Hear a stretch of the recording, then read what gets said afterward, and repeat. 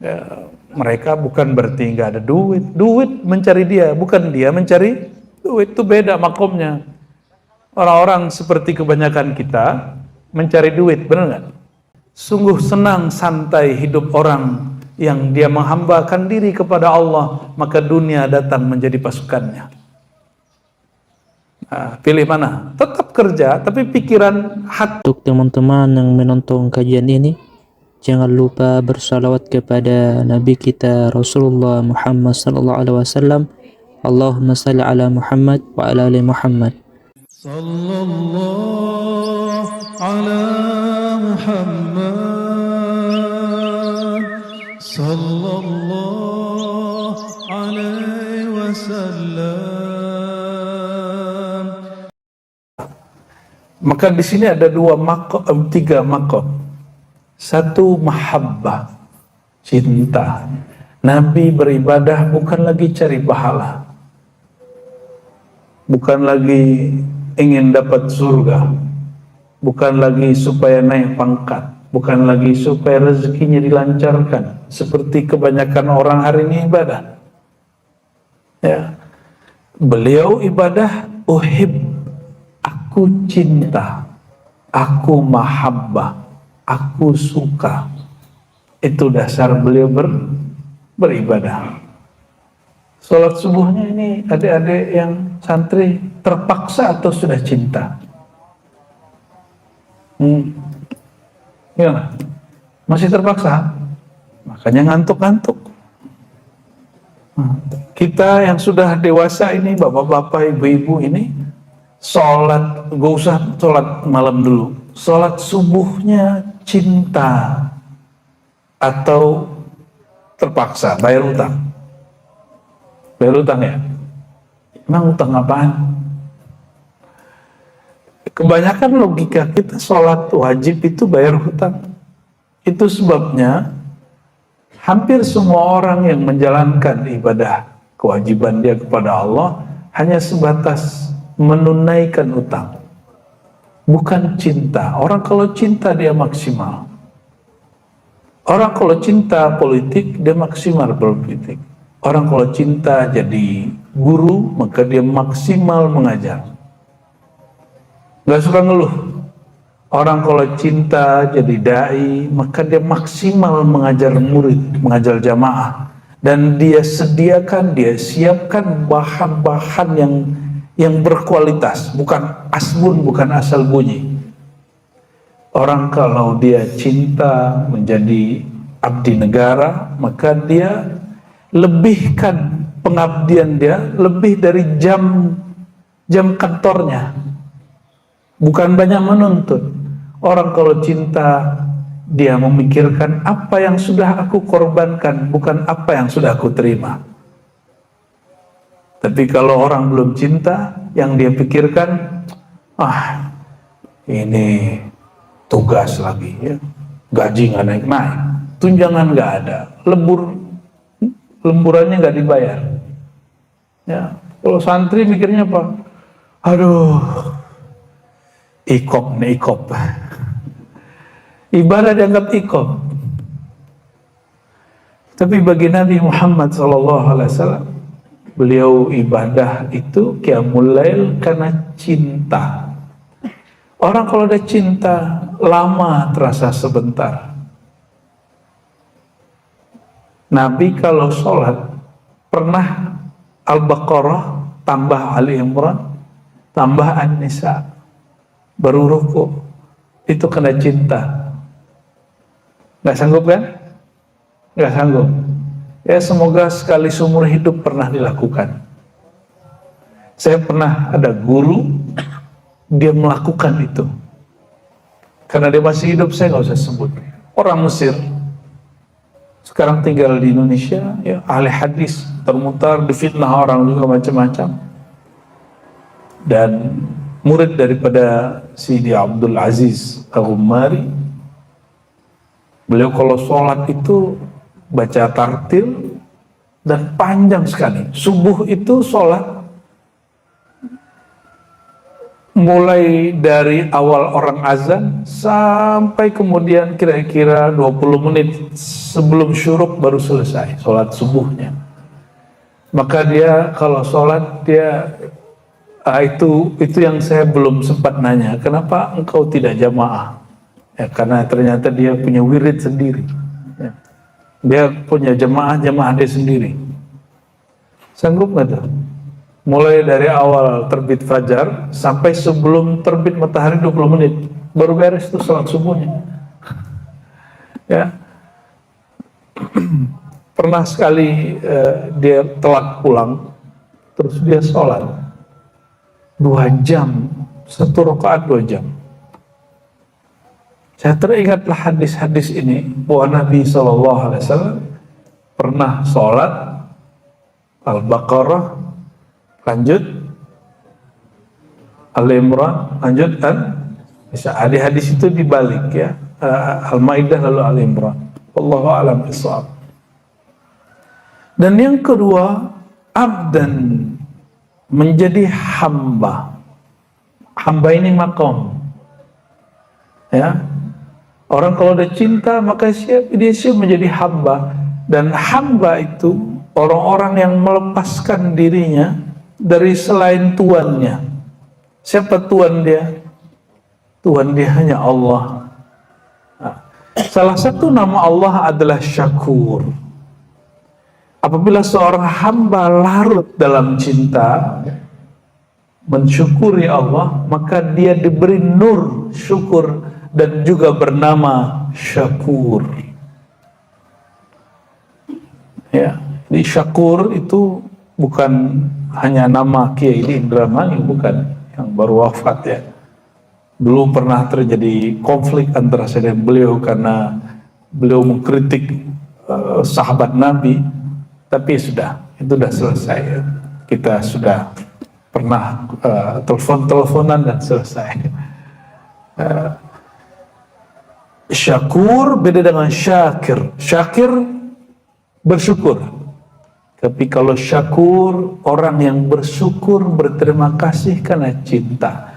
Maka syukur itu tidak hanya dengan ngomong Alhamdulillah, tapi syakur dia berterima kasih dengan banyak bersujud kepada Allah Subhanahu wa ta'ala. Lalu syukur itu apa aja? Ada 2 jenis orang bersyukur. Perhatikan kita yang mana. Ada syukur awam, syukur orang awam, kebanyakan manusia syukur nikmah, hanya mensyukuri pemberian.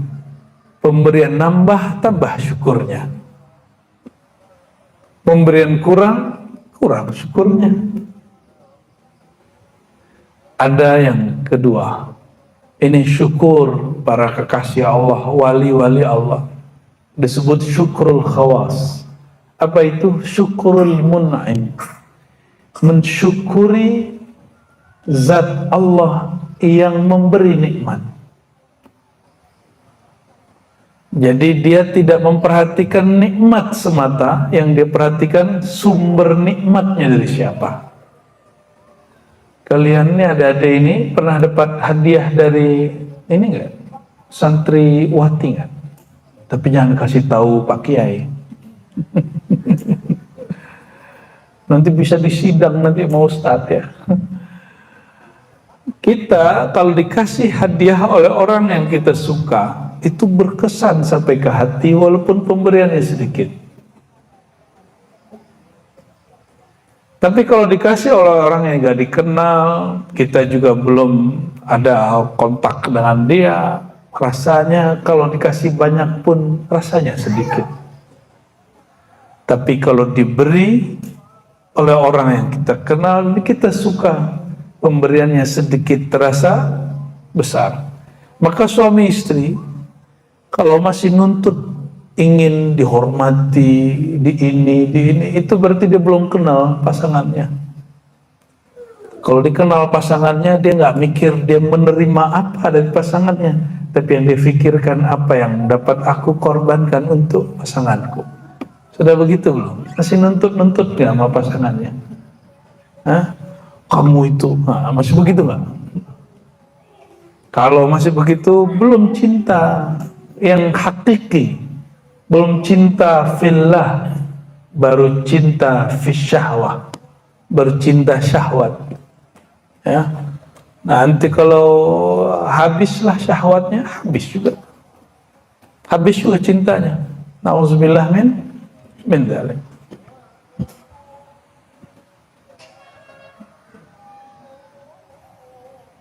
Nah, hadis ini riwayat Imam Bukhari dan Muslim, dan silsilah hadisnya sama, maka disebut muttafaq alaih.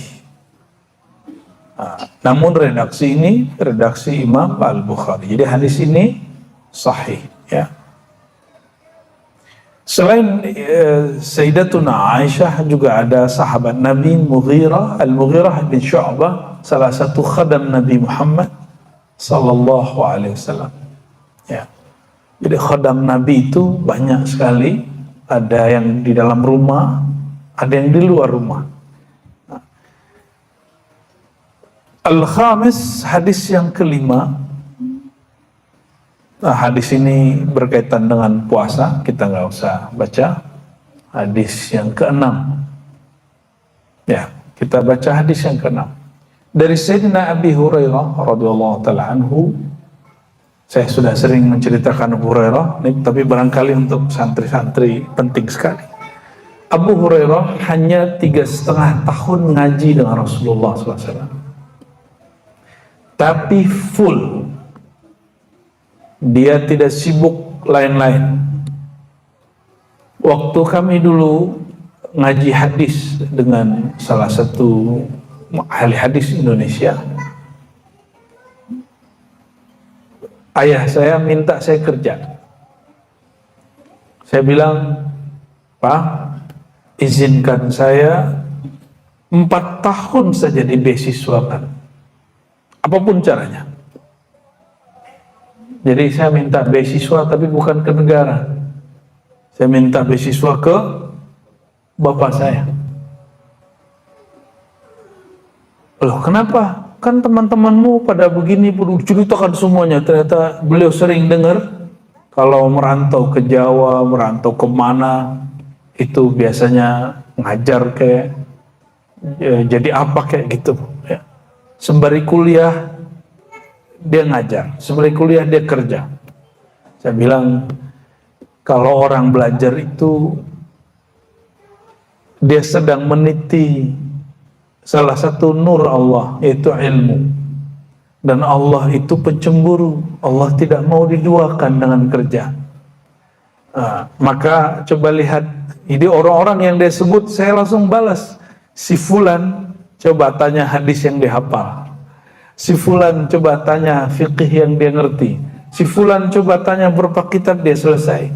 Gak ada yang beres. Dia dapat gelar 2 di kampus dan di ma'had, tapi dia tidak dapat ilmu apa-apa. Langsung beliau bilang, oke, kamu fokus ngaji. Maka saya fokuslah ngaji. Karena saya tahu Allah tidak mau diduakan. Rasulullah SAW sangat pencemburu. Maka kalau ngaji hadis Nabi, ilmu lain pasti lewat. Ilmu lain kita jadi nggak asik. Yang asik cuma belajar hadis. Dan hadis itu ada 2 jenis, ada sanad, ada matan. Sanad itu baca nama guru. Baca nama guru saja itu sudah indah sekali bagi ahli hadis. Apalagi baca Nabi Muhammad SAW. Jadi nyebut Anin Nabi sallallahu alaihi wasallam, itu orang bisa nangis, Pak. Dari Nabi Muhammad sallallahu alaihi wasallam. Jadi saya sering merasakan kayak bukan duduk di Jakarta, di Ciputat, di Indonesia, kayak pindah ke masa lalu. Kayak seakan-akan Rasulullah sallallahu alaihi wasallam ada di antara kita. Dia setiap kali mengatakan Anin Nabi sallallahu alaihi wasallam qala, dari Nabi Muhammad sallallahu alaihi wasallam beliau bersabda. Itu luar biasa indahnya, dan itu nikmat tidak dapat saya ulangi, ya. Itulah bertahun-tahun, 4 tahun mengaji, lalu saya diperintahkan beliau untuk mengajar sampai kemudian beliau wafat, dan setelah wafat pun masih ngajar. Ya, itu berkat cinta kepada Allah, cinta kepada Rasulullah SAW. Oleh karenanya hadis pun saya tidak menghafal, karena cinta cukup ingat yang kita cintai, itu langsung ingat semua, nggak perlu ingat-ingat hurufnya, langsung ingat hadisnya. Maka insya Allah apapun yang kami amalkan itu pasti ada dalilnya, hadisnya dari Nabi Muhammad sallallahu alaihi wasallam. Dalilnya sebenarnya satu aja, cinta Nabi Muhammad sallallahu alaihi wasallam. Sayyidina Abu Hurairah mengatakan, Nabi SAW bersabda, al-mu'min al-qawi khairun wa ahabbu ilallah min al-mu'min al-dha'if. Ini hadis juga sering dipakai oleh orang-orang pergerakan. Seorang mukmin yang qawi, bukan Jokowi, bukan. Qawi, apa arti qawi? Kuat. Khairun, lebih baik, wa ahab, lebih dicintai ilallah, oleh Allah, minal mu'minul dhaif, dari mu'min yang dhaif. Apa saja yang kuat di situ? Kuat pertama qalbu dulu. Kalau mukmin, iman di mana? Iman di fisik atau di qalbu? Maka yang dimaksud di sini iman atau qalbu yang kuat pada seorang mukmin lebih Allah cintai daripada orang mukmin yang hatinya memble, hatinya dhaif, ya, gampang terpengaruh, ya. Kayak tadi itu bagian daripada hati saya kuat atau tidak, bapak saya nanya itu. Nah, itu masalah mau ngaji. Pas mau nikah belum ada kerjaan, ditanya lagi, yang nanya bapak saya lagi. Pertanyaannya tahu nggak apa? Kamu mau makan apa? Mau ngasih anak orang makan pakai apa? Itu pertanyaan bapak saya, ngetes. Lah bapak saya kan orang torikot, ya, sufi. Saya balikin, masa sufi nggak ngerti yang begituan? Beliau senyum, juga ente nikah, katanya. Ya, kita balikin begitu. Karena saya tahu ada imam sufi bernama imam dari zaman salafus saleh. Jadi tasawuf itu sudah ada di zaman salafus saleh. Namanya Imam Abu Yazid Al-Bustami. Wafat sama dengan Imam Muslim 256 Hijriah. Berarti masih salaf toh? Abad ketiga. Imam Abu Yazid ini ba'da subuh itu zikir dulu sampai syuruk, orang sudah pulang, belum lanjut zikir lagi sampai duha. Lagi zikiran imam, ya, imam yang suaranya sangat bagus, bacaannya panjang, fasih, bukan main. Seorang pemimpin agama di kota itu negur dia, Bayazid. Nah, Abu Yazid kependekannya apa? Ya, Bayazid, Bayazid, dengan apa engkau makan hari ini? Orang-orang kerja, engkau duduk di masjid. Orang-orang berangkat ke ladang, ke sawah, ke pasar, engkau masih sibuk dengan tasbih. Tahu nggak jawaban beliau apa? Hah? Imam masjid ngomong begitu? U'idu salati li'anna salah khalfa man la yu'min birrazzaq la tasih. Saya wajib mengulangi salatku karena bermakmum kepada orang yang tidak percaya Allah menyamin rezeki hambanya tidak sah, karena dia tidak mukmin. Syarat seorang imam, dia harus Islam, dia harus mukmin. Maka dia ulanglah, dia qadha salat subuh, di salat subuh lagi Pak, kunut lagi dia, kunut di waktu duha. Itulah sejarahnya, ya, subha, subuh plus duha itu dalilnya tuh. Itu Imam Abu Yazid, ya. Jadi kita jangan remehkan ada orang-orang kayak jemaah tabligh, orang-orang sufi tarekat yang suka duduk zikir, kiai-kiai yang hanya duduk di pesantren-pesantren. Ya, mereka bukan berarti nggak ada duit, duit mencari dia, bukan dia mencari duit, itu beda makomnya. Orang-orang seperti kebanyakan kita mencari duit, benar nggak? Orang cari duit, ta'iba abdud dinar, sungguh lelah pencari duit. Ini kalam Nabi, ini kutukan dari Rasulullah SAW. Ta'iba abdud dinar, ta'iba abdud, 3 kali Rasulullah berkalam. Lelah, susah, capek, makan hati pencari-pencari rupiah dolar. Tapi kalau dibalik gimana? Raha Abdullah, Raha Abdul Ghani, Raha Abdul Razak, rehat, istirahat, sungguh senang santai hidup orang yang dia menghambakan diri kepada Allah, maka dunia datang menjadi pasukannya. Nah, pilih mana? Tetap kerja, tapi pikiran hatinya harus nyambungnya sama Allah, cintanya sama Allah. Sama aktivitasnya, sama-sama dosen, sama-sama kerja di kantor, sama-sama petani, terserah. Urusan hati itu paling penting, ya. Nah, Sayyidina Abu Hurairah betul-betul menghayati dia jadi santri Nabi Muhammad SAW. Maka beliau yang tadinya pernah tidak makan 3 hari 3 malam, itu di zaman Sayyidina Umar menjadi gubernur di Bahrain dan menjadi pengusaha.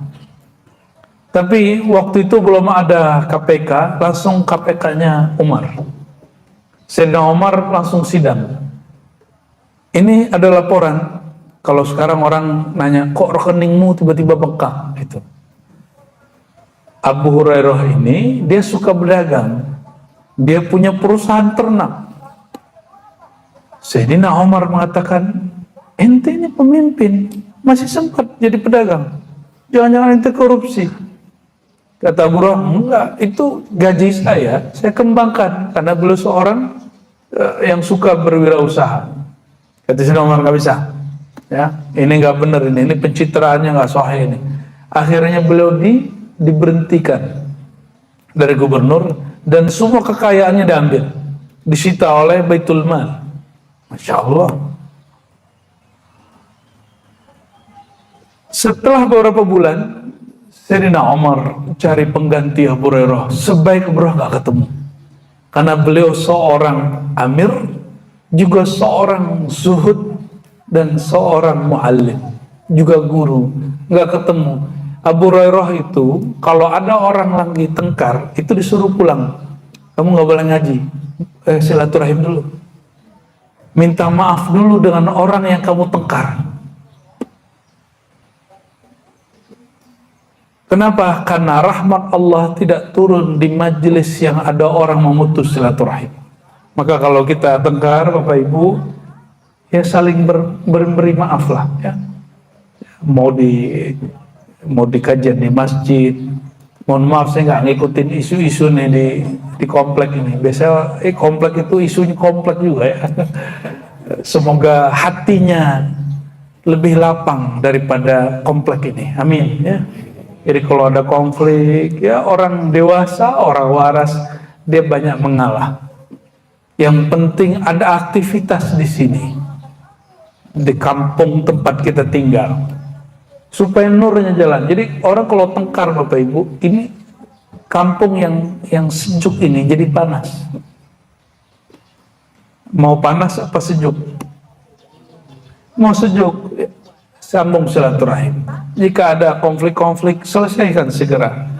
Mesti ada tokoh-tokoh masyarakat yang mengislah, karena dalilnya fa'aslihu baina akhawaikum, maka islahlah, perbaikilah hubungan antara saudara-saudaramu.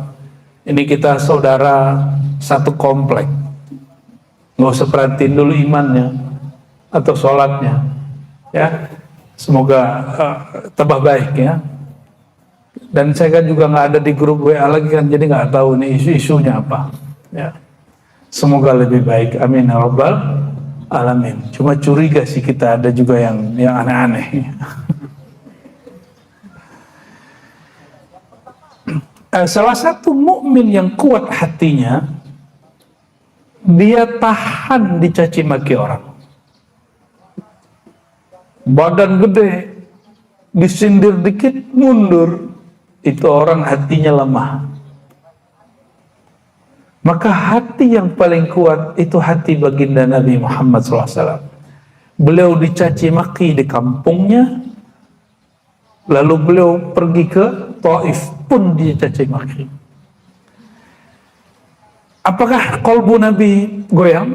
Enggak. Orang yang mencaci makinya dan menyakiti beliau itu didoakan kebaikan, bukan didoakan keburukan. Itu ciri-ciri orang kuat. Ini baru apa-apa langsung pakai hizib. Hizib apa tuh kalau lagi tengkar kita, Pak Haji? Hizib Nasr ya? Itu amalan kiai itu. Ya Allah. Hizib Nasr itu kalau perang memusuh Allah, bukan sesama muslim. Makanya nggak bekerja itu hizib. Karena Sidi Abdul Hasan Syazili imam sunnah, dan beliau pesan imam ahli sunnah. Apa kata beliau? Jangan pakai hizibku, wirid-wiridku, kecuali untuk kepentingan Islam. Ini kiai menyerang kiai. Ini jamaah mengenai jamaah. Itu tanda hati nggak kuat. Tersinggung dikit balas pakai wirid. Ya saya dulu begitu. Tapi ditegur waktu zikir, ya Latif, ya Latif, ya Latif, ya Latif, ya Latif. Apa kata Nabi SAW? Istafti qalbak. Minta fatwa kau dalam kolbumu. Maka kita punya guru di dalam diri ini disebut guru qalbiyah. Nabi sendiri yang ngasih nama. Istafti qalbak. Mintalah fatwa, petuah kepada kolmu. Hadis sahih. Karena kita nggak setiap hari sama guru, sama kiai. Maka di sini ada kiai batin oleh Al-Imam Najmuddin Al-Kubra.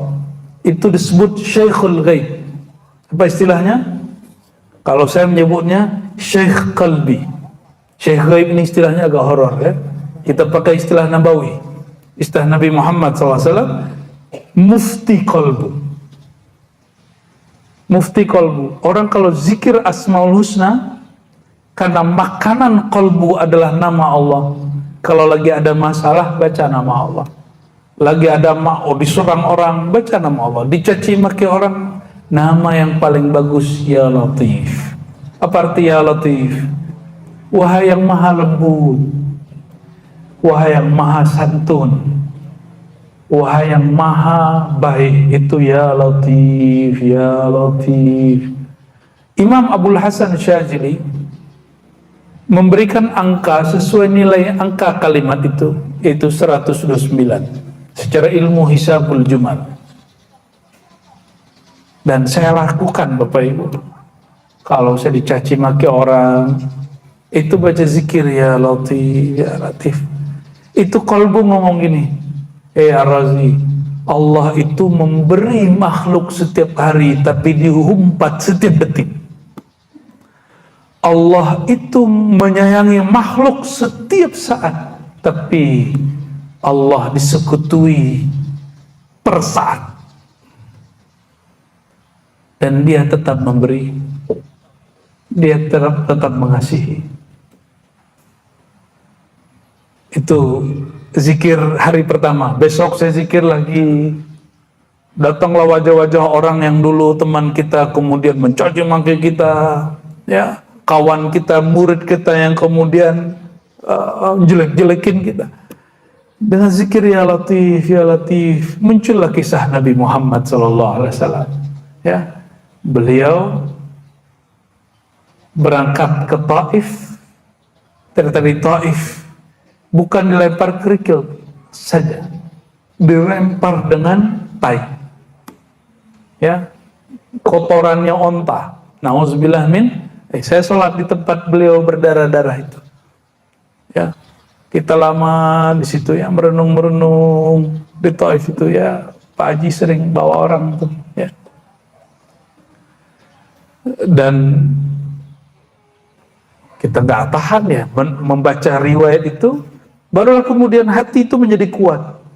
Maka mau kuat hatinya, baca sirah Nabi Muhammad sallallahu alaihi wasallam. Wajib mempelajari kisah perjuangan Nabi, kisah sedihnya Nabi, kisah Nabi dapat ujian. Apalagi kayak Pak Kiai ini, beliau buat pesantren pasti ada ujian. Nggak ada orang nggak diuji, jangan jadi mukmin.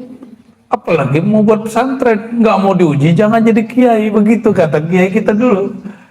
Jangan dikira kiai-kiai punya pesantren di luar itu nggak ada konflik semua. Sama nih kalian ini pasti ada konflik juga nih sesama santri ya. Ada ya, awal-awal. Sudah ada yang tonjok-menonjok belum? Jangan lapor orang tua ya. Bereskan sesama mukmin yang qawi, nggak usah lapor-lapor, nggak usah cengeng. Ya. Ini dikit-dikit lapor ke emaknya ya. Celana dalam habis, lapor emaknya. Makan telat, nangis ke emaknya. Gimana mau jadi mukmin al-qawi? Mental begini, nanti kalau jadi politisi datangnya ke dukun. Karena suka ngeluh, pengen jalan pintas. Atau cari uskun, ustadz tapi dukun. Itu banyak hari ini. Bajunya ustadz, dalamnya dukun. Bajunya wali, dalamnya setan. Nauzubillah min dzalik. Karena syaitan dapat mengalir di seluruh pembuluh darah. Jadi syaitan dapat nyamar jadi kiai, jadi ustadz, jadi ahli zikir. Dia gunakan zikir untuk kepentingan duniawi. Nauzubillah min dzalik. Untuk jerang orang. Nah itu kiai syaitan itu. Ya, bukan kiai kekasih Allah. Nauzubillah min dzalik. Jadi mukmin yang kuat bukan hanya fisik, tapi kolbunya tahan banting. Kolbunya tahan banting. Dicolek dikit di sosial media langsung balas. Itu gak kuat kolbunya, kolbu cemen itu. Kolbu dhaif. Ya, disentil dikit sama YouTuber, sama Facebooker, apalagi Instagraman, langsung kemudian ngamuk. Ya salah, Rasulullah SAW itu dibicarakan di setiap sudut Mekah. Kalau beliau mesti datang ke setiap rumah, kapan selesai masalah? Ya, maka saya kasih tahu beberapa orang-orang yang ngaji kita dulu, jangan balasin. Kalau ada orang caci makin, gak usah ditanggapi. Maka ketika ada satu orang saja nanggepin baik di Facebook, apalagi mendatangi rumah orang yang begitu, itu hatinya nggak beres.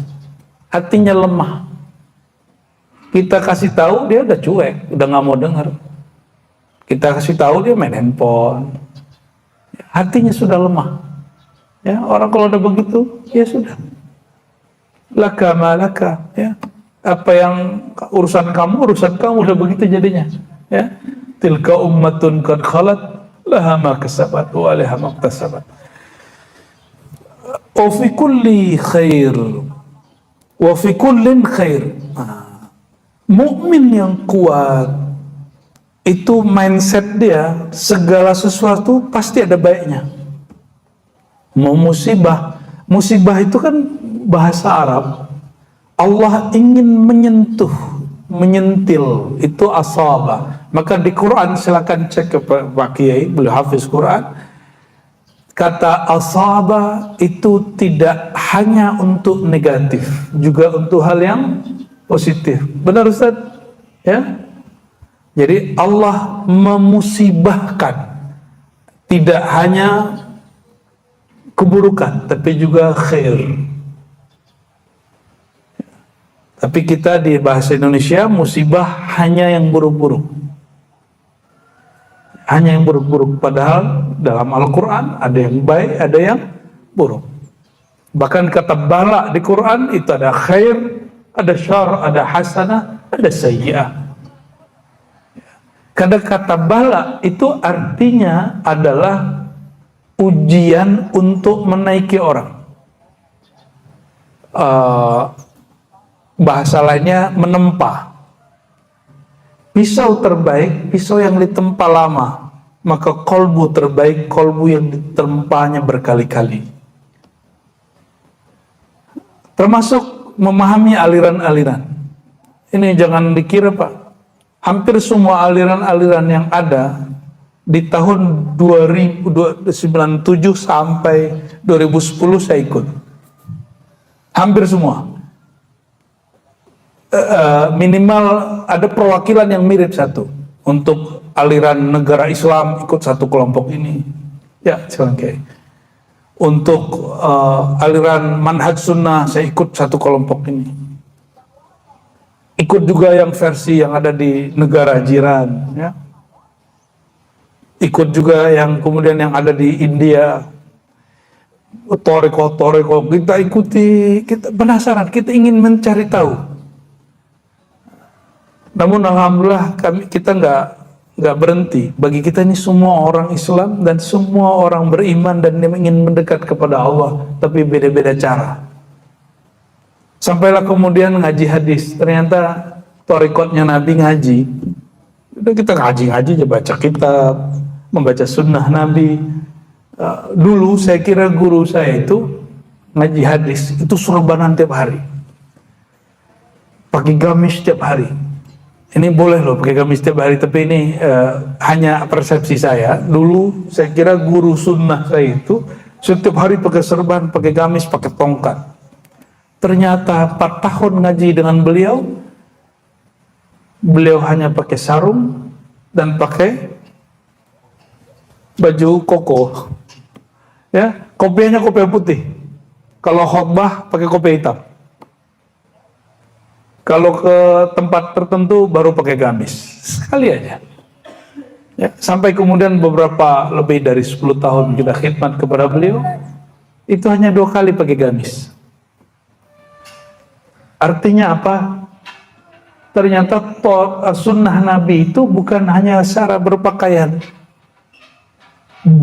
Arab, tapi sunnah Nabi itu lebih sederhana dari itu. Pernah dapat hadis nggak Nabi pakai sarung?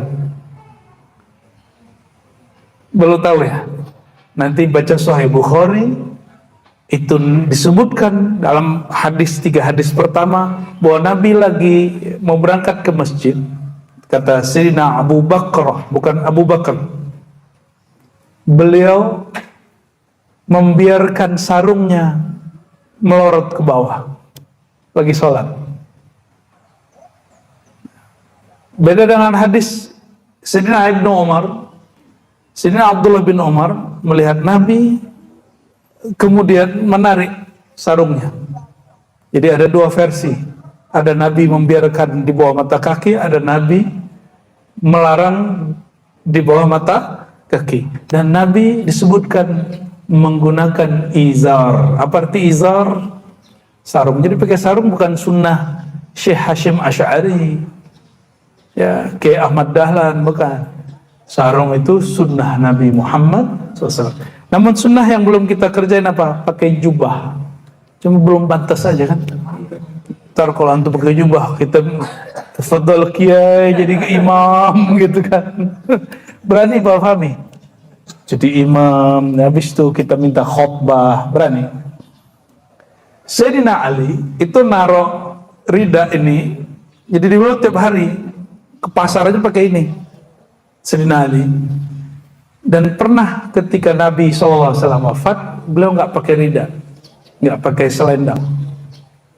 Karena nazar, ingin mengumpulkan Quran semua. Kalau belum terkumpul, tidak pakai kecuali pas Jumatan. Sekarang saya jarang Pak pakai Jumatan, karena kalau Jumatan pakai ini diminta khutbah sama orang. Nah, sekarang sering kita Jumatan tuh agak mojok-mojok di belakang gitu. Saya nggak pakai ini. Pernah di salah satu tempat di Jakarta Timur, udah nyamar-nyamar begitu, ternyata khotibnya nggak datang. Ya, pengurusnya pengumuman, sedihnya bukan main. Jamaah, tadi saya sudah konfirmasi sama khotib, katanya mau datang, ternyata nggak datang. Mohon jika ada yang mampu berkhotbah, tolong berdirilah. Kita pura-pura zikir, Pak. Sebenarnya hati gelisah lah itu. Orang nunjuk. Saya biasa nggak pakai ini. Biasanya pakai. Terpaksalah khotib. Nah, mau minjem ini, itu jamaahnya nggak sopan. Ya, ada yang bisa saya pinjam ini nggak? Itu dilempar dari belakang, saking semangatnya.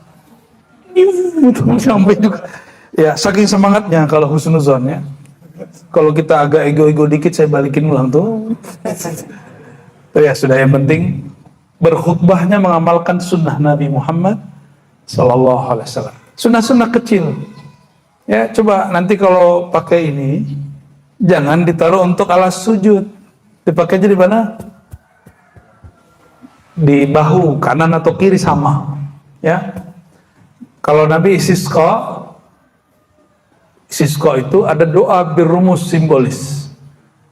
Mengganti musim, maka beliau mengatakan Allahumma hawwil alaina, ya.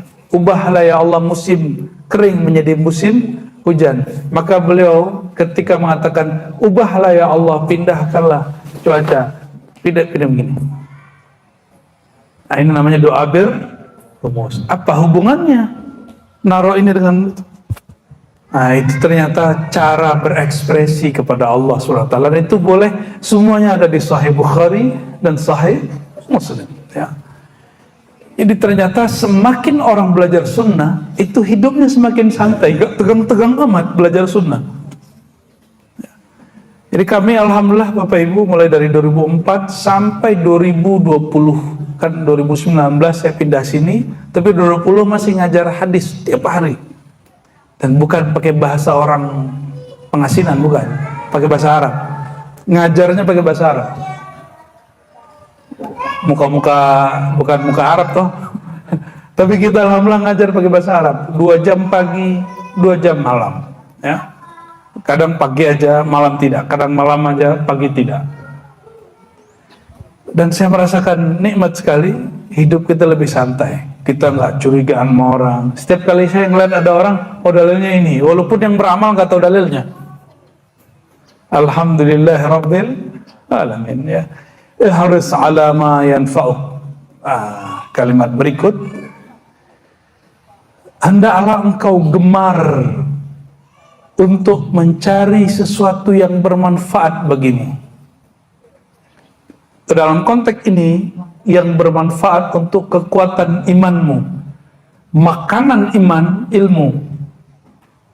Karena iman di kolbu, ilmu di kolbu. Maka orang yang kurang ikut kajian-kajian keilmuan, hanya didoktrin, ini mohon maaf, kajian ini ada 2 jenis. Ada kajian mendoktrin, menghilangkan logika sehat, kolbu yang bercahaya, dengan orang yang memberi makan kolbu. Apa itu? Menjelaskan ayat, menjelaskan sunnah, memahami hikmah-hikmah. Itu akan diberi terus. Jangan engkau lemah. Maka ada sahabat sendalnya putus, ngadu ke Rasulullah. Lemah nggak tuh? Gitu doang ngadu ke Rasulullah. Apa kata Nabi SAW? Sholli rakaatain, salat 2 rakaat. Untung dia ngadu ke Nabi, bukan ke dukun. Ke dukun ntar nanti dicari arah kemana nih hilang sendalnya nih, ya. Dan begitu. Maka dalam hadis dikatakan, man ata arrafan, siapa yang datang ke dukun. Dukun di situ artinya orang sok tahu, sok pinter, bukan orang pinter. Lam tuqbal salatuhu 40 yawman, tidak diterima salatnya 40 hari. Maka kita senang di musim politik, orang hari ini nggak datang ke dukun, datangnya ke survei, tim survei. Itu bagus, itu waras Pak. Ya, yang nggak waras itu datangnya ke siapa? Ke dukun. Apalagi ada orang mau kaya datang ke dukun, dukunnya miskin. Pengen wiridan kaya, dukunnya dipanggil Mbah Yai. Mbah Yai pengen kaya. Lah si dukunnya kismin. Kalau wiridan dia mujarab, pasti dia kaya duluan. Ini orang gak waras kalau udah masuk perdukunan itu ya. Jadi gak waras. Wa in asabaka syai'. Nah, itulah rahasia kenapa sholat tidak diterima. Wala taqrabus shalah wa antum sukara. Jangan kamu sholat kamu sedang mabuk. Ada mabuk karena minuman yang memabukkan. Ada orang mabuk karena pemahaman yang memabukkan. Wallahi demi Allah, orang yang suka datang ke dukun itu jiwanya, pikirannya mabuk. Maka sholat dia nggak diterima. Gimana mau terima pikiran dia nggak di badannya? Dalam hati dia sholat hanya fisiknya sholat, batin dia nggak sholat. Nggak diterima sholat orang begitu, sholat mabuk gitu. Ya. Jadi jika mabuk fisik tidak diterima sholatnya, apalagi mabuk batin. Kalau orang minum khamar, dia tobat Pak besok, selesai. Tapi kalau orang datang ke dukun, tobatnya mesti nasuha, baru ibadah dia diterima, sholat dia diterima. Ya, na'udzubillah min dzalik. Wa in asabaka syai', jika engkau mengalami sesuatu, fala taqul law anni fa'altu kadza, seandainya aku melakukan ini, melakukan itu. Sering ngomong begitu enggak? Ya, mohon maaf nih, pernah jatuh motor enggak? Pernah. Coba kalau aku tadi lewat sono, gitu enggak? Ya, pernah tabrakan enggak? Terus ngomong, coba aku tadi.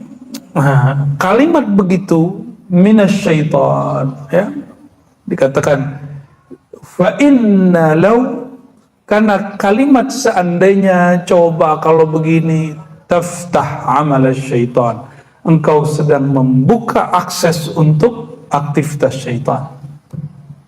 Udahlah, darah kita mengalir syaitan, jangan biarkan dia bekerja di dalam ini, ya.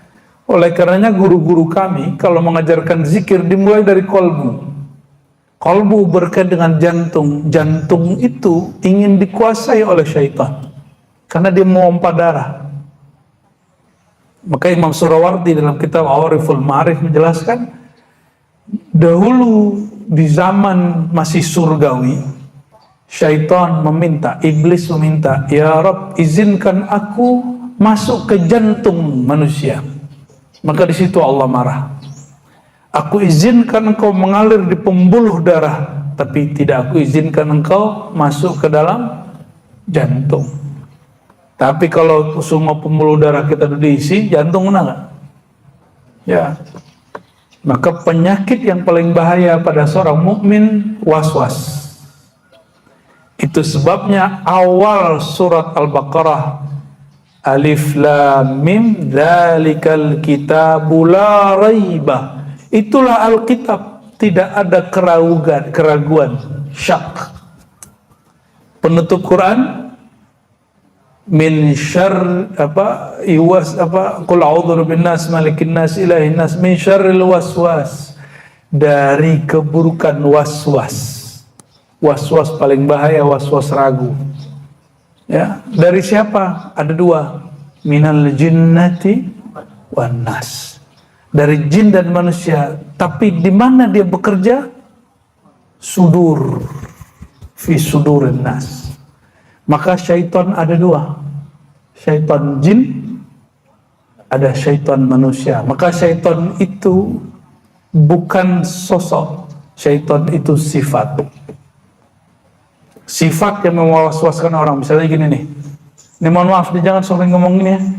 Ada teman jarang ke masjid, pas dia ke masjid ngomong, bro, lu tobat. Akhir dia besok malu datang karena hati dia belum kuat. Ya, dia bilang tobat nih, udah sholat di rumah aja deh. Nah, omongan begitu tanpa kita sadari karena sudah jadi latah. Di lidah ada darah. Di darah itu ada syaitan. Syaitan itu. Tapi kalau kalbu orang itu kuat gimana? Biasa aja dia. Ya. Kalau ustadz lain lagi, dia ngomong gini, ustadz nggak takut ditinggal jamaah. Hati-hati. Ustadz nggak takut nanti pesantrennya bubar, orang sepi, begitu. Ya, itu ujian para dai, para ustadz. Belum jadi ustadz kan sebagian besar kan, jadi nggak tahu pengalaman itu. Itu berat sekali. Banyak sekali kawan-kawan saya para pendakwah, aktivis dakwah itu mundur hanya kenapa? Takut ditinggalkan jamaah. Sejak kapan jamaah meninggalkan imamnya? Yang ada imam meninggalkan jamaah. Berarti si imam menjadi jamaah. Si imam jadi makmum. Sejak kapan imam mengikuti selera makmum? Yang ada makmum harus mengikuti selera imam. Imam toleransi dengan makmum, tapi bukan mengikuti selera makmum. Berbeda. Maka imam kita mengatakan, jika engkau ingin menjadi imam, kuatkan hati. Ya. Gimana cara nguatkan? Dengan ilmu, nggak ada lagi. Hanya orang berilmu yang Allah kuatkan kalbunya. Ya, Allahumma sholli ala sayyidina Muhammad. Kalimat terakhir di sini, hujibatin nar wa bisyahawat wa hujibatil jannatu bil makarih. Ya. Nabi SAW diriwayatkan oleh Abu Hurairah bersabda, neraka dihijab dengan syahwat. Bukan satu syahwat, syahwat. Apa arti syahwat? Syahwat dalam bahasa Indonesia nafsu seksual, nafsu kebinatangan. Tapi dalam ilmu keislaman, ini yang paling bagus menjelaskan Imam Ghazali, syahwat itu ada 2, bahkan 3, bahkan 4. Ada syahwat binatang ternak, itu makan, minum, kawin. Makan, minum, kawin.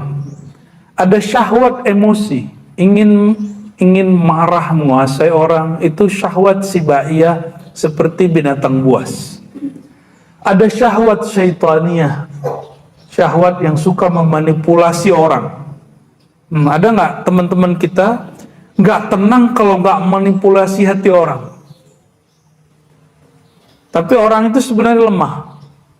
Maka provokator rata-rata itu otaknya otak syaitan. Ketika orang demo, dia nggak ada di demo. Ya, orang demo dia kabur. Saya berkali-kali ketemu orang itu di pesawat. Ya, orang yang ngajak demo itu berkali-kali, Pak, di bandara. Loh, orang disuruh turun, dia terbang sama kita ke daerah. Saya kan nggak ngajak demo. Waktu itu, ya, waktu hari itu saya nggak ngajak demo. Karena torikoh saya nggak demo, Pak. Manhaj saya nggak demo. Manhaj kita an-nasihah. Suka memberi nasihat dan suka mendoakan kebaikan, bukan suka mendemo keburukan. Ya, kalau orang suka demo itu hak dia, hak demokrasi.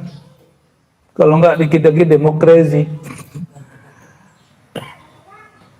Itu banyak yang provokator itu otaknya otak syaitan. Ya, jadi otak-otak intelektual dari kegaduhan di semua negeri itu syaitan sampai ke otaknya. Jantung dia mungkin tidak, tapi sampai ke otaknya. Lalu ada syahwat malaikat. Malaikat punya syahwat. Tapi malaikat tidak makan, tidak minum seperti kita, tidak kawin seperti kita, tidak emosional seperti kita. Tapi dia punya syahwat. Apa syahwat malaikat? Syahwat malaikat itu hanya mendatangi majelis ilmu dan zikir. Maka kalau ini kan nggak lihat kan? Antum kalau lihat ke atas, kalau kolbunya tajam, Allah bisa rasakan, beri kasih rasakan bahwa malaikat lagi rame. Karena setiap kali ada majelis orang menyebut nama Allah, ilmu Rasulullah SAW, malaikat mengatakan, wahai malaikat pojok timur, barat, utara, selatan, halumma ila hajatikum. mampir sini, gabung sini. Dan sampai kemudian rame begitu. Apa hajat mereka? Mendengarkan kalam-kalam Nabi SAW. Maka malaikat itu ilmunya pengen nambah juga. Lalu Nabi SAW mengatakan, tahukah kalian apa rezeki yang Allah beri kepada malaikat? Yaitu tasbih subhanallah bihamdi subhanallahil azim. Itu rezekinya malaikat. Kalau ingin rezekinya diberkahi Allah, bacalah subhanallah bihamdi subhanallahil azim 100 pagi, 100 sore. Diberkahi rezekinya. Ya. Saya jarang sekali meninggalkan ini, dan Allah beri rezeki keberkahan yang luar biasa. Sedikit demi berkah daripada banyak sedekah. Ya. Rasakan sendiri ya. Orang kalau zikir apa tadi? Subhanallah bihamdi subhanallah azim, yang dibaca orang yasinan itu bukan dari kiai, itu dari Nabi. Subhanallah bihamdihi subhanallahil azim. Maha hebat Allah yang terpuji, maha hebat Allah yang maha besar, maha agung. Baca itu 100 kali, sabar aja. Orang bisa main handphone berjam-jam, kenapa nggak bisa main kolbu hanya 10 menit? Ya, cobain deh. Ya. Terus itu syahwat apa tadi? Malaikat. Ada syahwat kolbu. Apa syahwat kolbu? Menyebut nama Allah dan mengenal yang punya nama. Lanjut lagi. Ini masih banyak jadi syahwat. Kita langsung puncaknya aja. Ini dipendek 4, 7 bahkan. Ada syahwat ruh. Ruh punya syahwat. Jadi syahwat itu artinya apa? Keinginan-keinginan. Syahwatnya ruh ingin jumpa dengan Allah Sang Pencipta. Ingin jumpa dengan ruhaniyah Rasulullah SAW. Jadi orang yang sholawat, rindu Rasulullah, ingin mimpi, itu ruhnya. Ruhnya yang kemudian ingin merasakan itu. Dan itu kabar gembira kepada siapapun yang merindukan Rasulullah SAW. Ya, berarti ruhnya sudah menemukan syahwatnya. Dan itu disebut syahwat ruhiyah, syahwat aliyah muqaddasah, syahwat yang suci. Maka tidak semua syahwat negatif. Inilah rahasia kenapa Nabi juga menikah. Coba saya mau nanya Bapak Ibu, kalau dalam logika orang awam, orang suci itu tidak menikah, benar nggak? Tapi dalam logika Nabi SAW, kalau pikirannya kepikiran syahwat lawan jenis, dia mesti salurkan dengan cara yang halal, dengan membaca nama Allah, dengan berzikir saat melakukannya. Itu logika Nabi. Jadi nggak munafik. Dia membayangkan, tapi dia menolak. Dia mengangan-angankan, tapi dia mengharamkan. Dia bilang bid'ah haram, nonton begitu, tapi dia tonton kalau dia sendiri. Jadi benarlah tuh ya, candaan ada adik kelas saya yang di podcastnya Deddy Corbuzier itu, ketika ada seorang pendeta mengatakan, kenapa sih Islam mengharamkan apa? Babi. Dia alihkan, itu logika mengalihkan kalam. Pinter juga adik kelasku itu ya. Apa kata dia? Waduh, manggilnya Pak Pendeta Pak Bante. Pak Pendeta, lebih nikmat kawin nikah daripada babi. Diam langsung.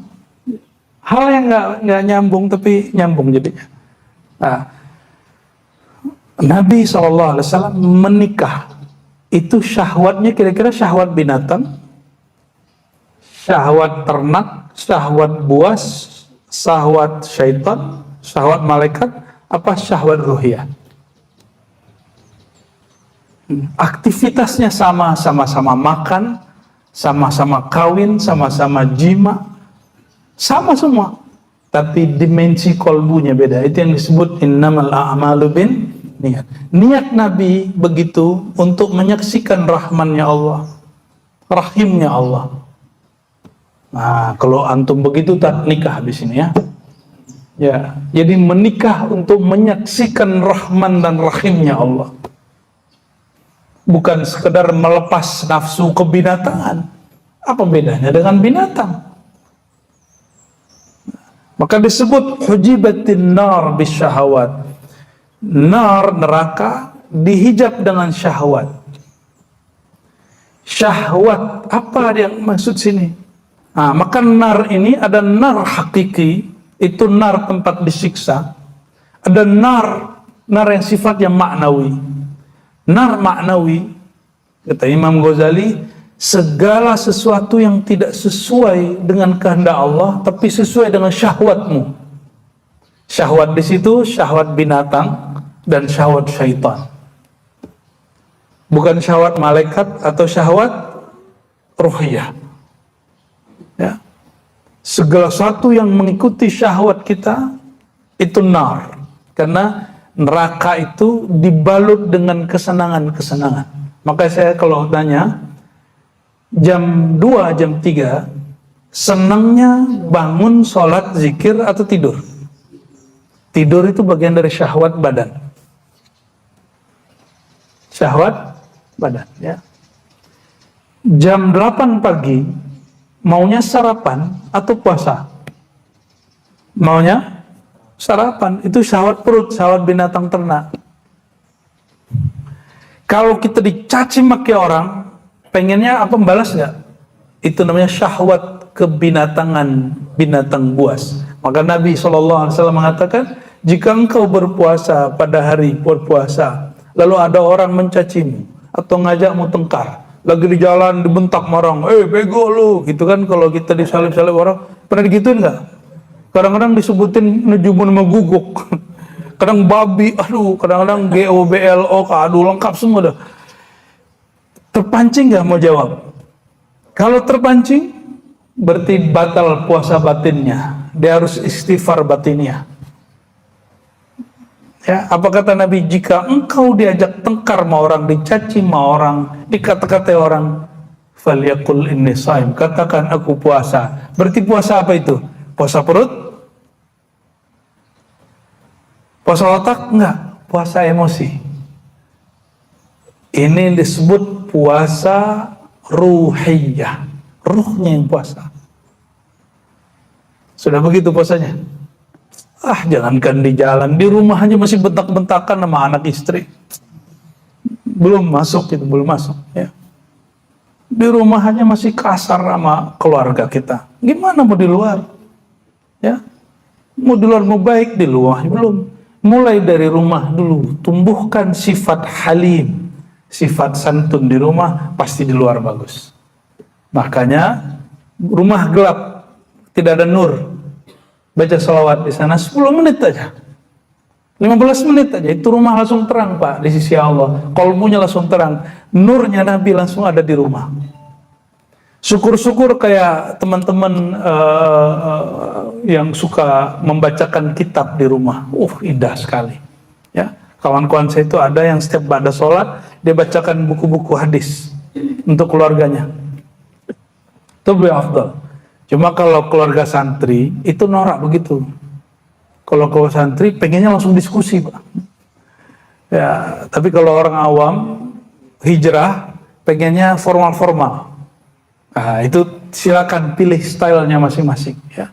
Dan di penutup hadis dikatakan jika neraka dibalut dengan syahwat, sedangkan surga tempat bahagia hujibat bil makarih, dihijab, ditabir dengan sesuatu yang kita tidak suka. Kita dicaci, kita tidak suka dicaci, benar nggak? Kita nggak suka diam, tapi kita diam, kita senyum. Itu surga pertama. Maka Nabi SAW mengatakan, isbir falakal jannah, sabarlah kamu dapat bahagia, surga dari di dunia, apalagi di akhirat. Maka coba lihat di dunia ini, orang paling bahagia orang yang jarang marah-marah.